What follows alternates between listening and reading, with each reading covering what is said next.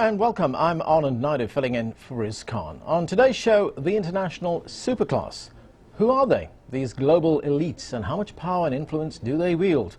Is it, as some believe, a shadowy group of men and women who constitute a secret world government? They are rich, influential and powerful, and they come from the world of business, of entertainment, and even global charities and NGOs. Their rise to power in recent years owes much to the effects of globalization and the gradual reduction of trade and information barriers across the world. We'll be taking a look at them. Don't forget, we take your calls on the show, and the question we're asking today is, does the superclass make our governments and legal systems obsolete? You can reach us at the numbers there at the bottom of your screen. Our guests today are David Rothkopf, President and CEO of the consulting company Gott & Rothkopf. He's also author of the newly published book, Superclass, the Global Power Elite and the World They're Making. Also with us, Jeff Faure, founder of the Economic Policy Institute, a think tank that seeks to broaden the public debate about strategies to achieve a prosperous and fair economy. He's the author of The Global Class War, How America's Bipartisan Elite Lost Our Future, and What Will It Take to Win It Back. Gentlemen, welcome to the show. David, let me start off with you. We talk about a superclass, the global power elite. Who are they? Well, I defined it in the book as people who have the ability to influence millions of lives across borders on a regular basis. I wanted to get a group that was small enough that you could really look at it, see who they were and what, constituted them and the connections within them. Using that definition, we came up with almost 7,000 people, which in fact works out to one person in this group for every million people on the planet.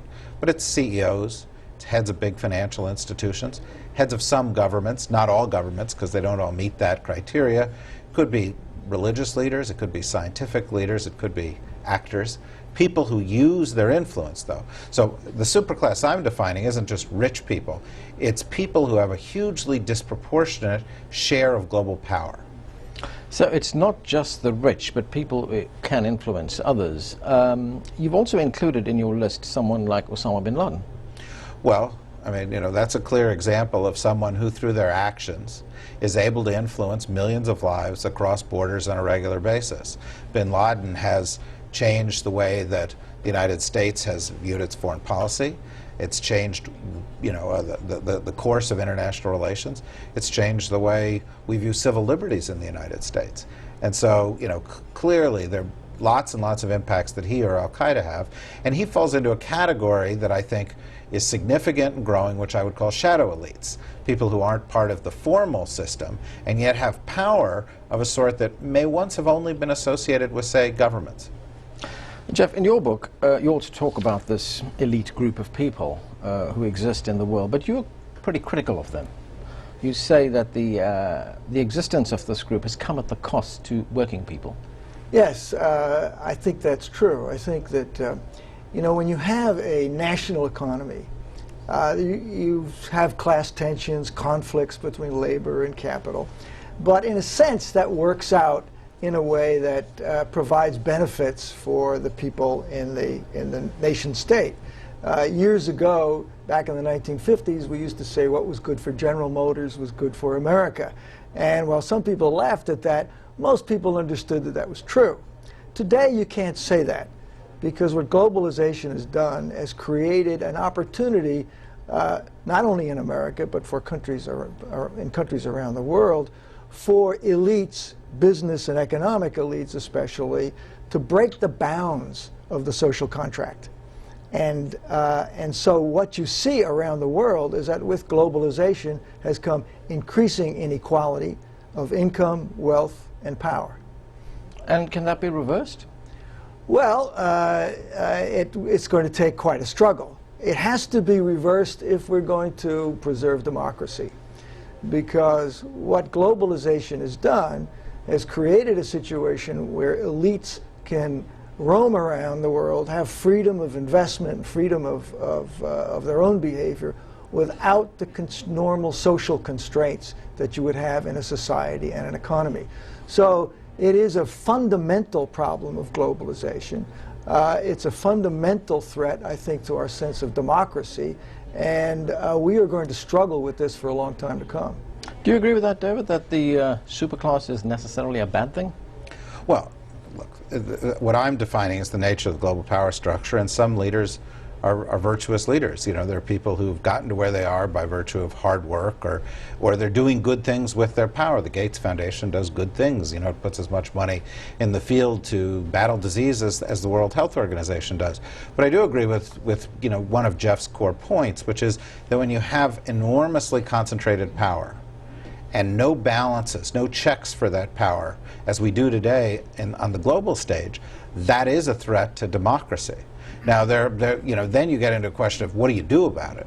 And there are a couple of sets of solutions, and one set of solutions is, look, we have balances on the national stage. We don't have them yet on the global stage, so let's sort of pull back from the process of globalization and let's work within those balances until we can get them set up on the global stage.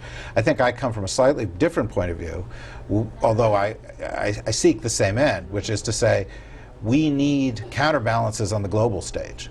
We need things that will, you know, enable average people to influence the course of globalization in a way that they can't do it right now.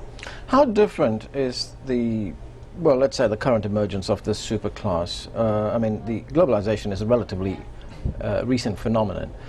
So how different is this new superclass from, say, the aristocratic class of the last century or the centuries before? Well, there are lots of differences. I mean, one is that it's not an aristocratic class, and you know, although there's some people who've inherited their wealth, a lot of people have earned it.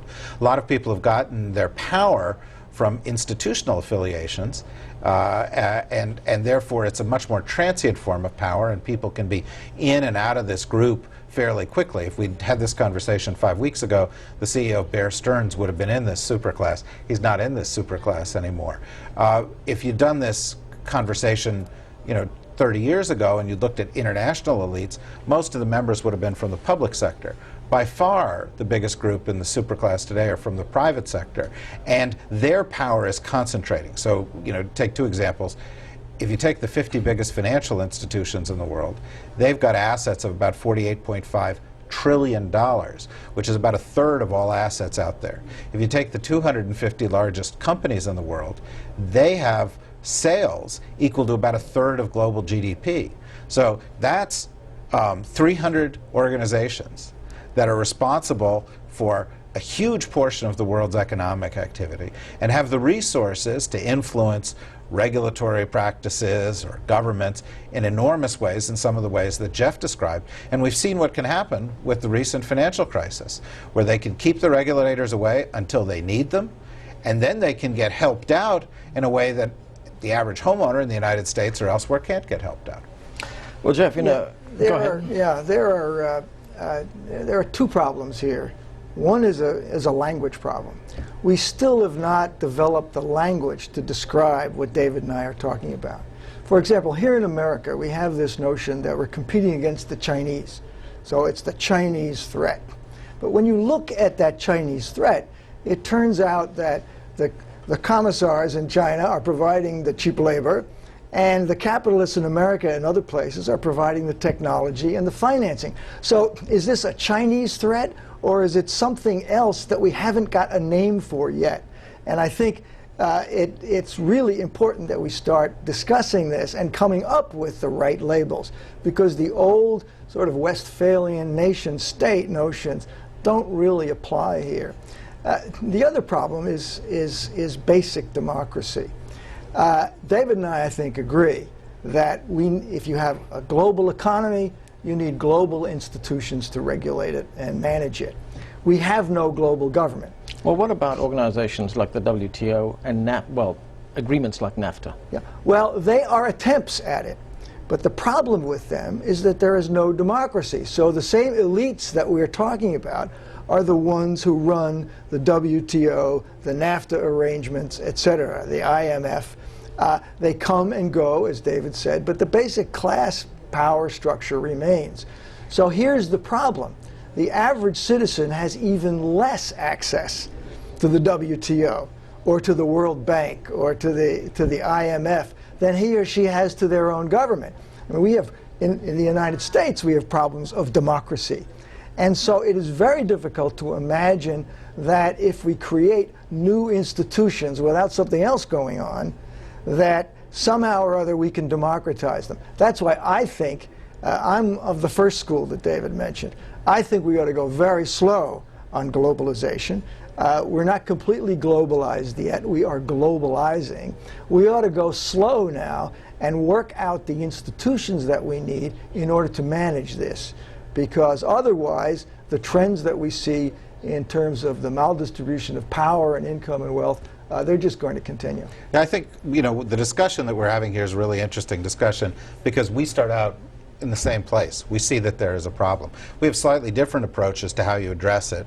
And my sense is that globalization is not a trend that's going to be reversible, and it's not something we can opt out of. And so there's much greater urgency to getting global institutions that work. But I agree with Jeff, they don't right now. And I think Jeff's point was that you can't change globalization, but the benefits have to be. Well, I agree with the point. The question is, how do you get there, and how do you ensure democracy? And the reality is that you can only pull back from globalization so far. The companies are going to continue to operate in a global sphere, and so consequently, you're going to need a counterbalance for them. You know, you opened with a question, which was, you know, have these superclasses made governments obsolete? And I would argue that it's the gradual obsolescence of the governments, the decline of the Westphalian system that Jeff was talking about, that has actually created the void that the superclass are filling. Well, I want to ask you a question about that. You know, if these global elites, if the superclass is flourishing at the expense of, let's say, the working class, the workers of the world, what's the role for government? Has government got a role in this? Well, government is the prize, so far, in this sense. The global elites still need government. There's no global army. And mostly, the global elites rely on the U.S. Army. I mean, that's the way the geopolitics of the current situation works out. But I think there's a way to think about this that's a little different than just being faced with the stark options of globalization or somehow trying to stop it. And that is, in Europe, for example, you have an interesting intermediate step, and that is the European Union was a continental effort at bringing people together and integrating that. Now they're struggling with democracy in Europe, but it seems to me that one can start thinking about the way to, the strategy for dealing with this by starting not with the globe, and quite frankly, I don't know how you democratize 6 billion people and, you know, more than 200 countries, but I can imagine how we begin to create a cross-border politics that would bring elites under some some control in regions. And that's why at the end of my book I talk about North America and NAFTA as NAFTA was the template for a lot of this stuff. And now I think there's a possibility that if we develop a politics of not of the elites, but a democratic politics across the borders of North America, we could begin to develop a model somewhat similar to what they're struggling with in Europe. And I think somewhat similar to what people are going to be struggling with in the cone of South America and other places in the world. Okay, we'll continue with the conversation, but we are going to take a break right now. We're talking with David Rothkopf and Jeff Foe.